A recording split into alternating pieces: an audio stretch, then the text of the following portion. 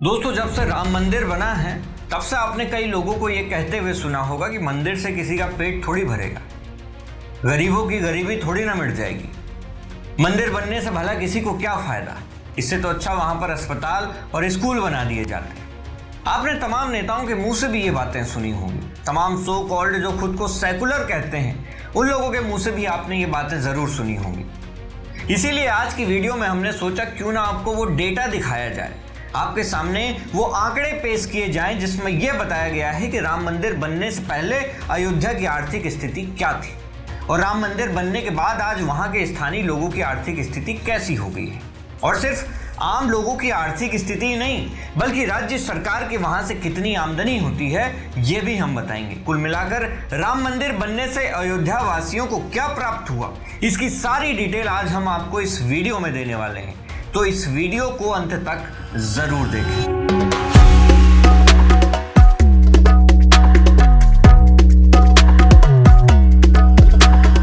नमस्कार, मैं हूं उमेश द्विवेदी और आप देख रहे हैं सरकारी मंथन। दोस्तों, ये सिर्फ आस्था की लहर नहीं है, ये एक इकोनॉमिक सुनामी है। भारतीय स्टेट बैंक की रिसर्च रिपोर्ट के मुताबिक राम मंदिर के कारण उत्तर प्रदेश सरकार को चालू वित्त वर्ष में 25,000 करोड़ से ज्यादा का अतिरिक्त टैक्स राजस्व मिलने वाला है। और क्या आप यकीन कर पाएंगे कि एक आम अयोध्या वासी की कमाई 5 गुना तक बढ़ गई है। दोस्तों, आंकड़े झूठ नहीं बोलते। अयोध्या की इस आर्थिक क्रांति को समझने के लिए हमें IIM लखनऊ और SBI रिसर्च के डेटा पर गौर करना होगा। दोस्तों, मंदिर निर्माण से पहले 2019-20 के दौर में अयोध्या के एक छोटे दुकानदार जैसे फूल प्रसाद और हस्तशिल्प कारीगरों की औसत मासिक आय 8,000 से 12,000 रुपए के बीच में थी और आज वही दुकानदार महीने के 50,000 से 70,000 कमा रहा है। Confederation of all India traders के अनुसार केवल प्राण प्रतिष्ठा के आसपास के महीनों में अयोध्या में 1.5 लाख करोड़ का व्यापारिक लेन देन हुआ है। पर्यटन मंत्रालय के आंकड़ों के अनुसार 2023 में अयोध्या आने वाले पर्यटकों की संख्या लगभग 2 करोड़ थी, लेकिन 2024 के शुरुआती महीनों के रुझान बताते हैं कि यह आंकड़ा साल के अंत तक 10 करोड़ को पार कर सकता है। यह संख्या वेटिकन सिटी के 90 लाख और मक्का के 1 करोड़ 30 लाख के संयुक्त आंकड़ों से भी कहीं ज्यादा है।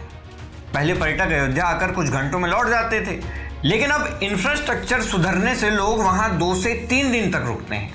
अगर एक पर्यटक औसतन 2500 भी खर्च करता है तो आप अंदाजा लगा सकते हैं कि स्थानीय बाजार में कितना पैसा घूम रहा है। उत्तर प्रदेश सरकार के वाणिज्य कर विभाग के आंकड़ों के मुताबिक वित्तीय वर्ष 2023-24 में अयोध्या से मिलने वाले GST में पिछले साल के मुकाबले लगभग 65% की ऐतिहासिक वृद्धि दर्ज की गई है।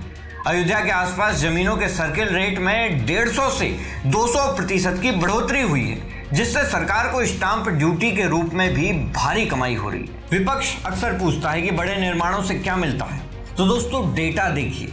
गुजरात में स्टैच्यू ऑफ यूनिटी इसका सबसे बड़ा उदाहरण है। CAG और गुजरात टूरिज्म की रिपोर्ट के अनुसार स्टैच्यू ऑफ यूनिटी ने अपने परिचालन के पहले 3-4 वर्षों में ही 250 करोड़ से ज्यादा का सिर्फ टिकट रेवेन्यू हासिल किया है।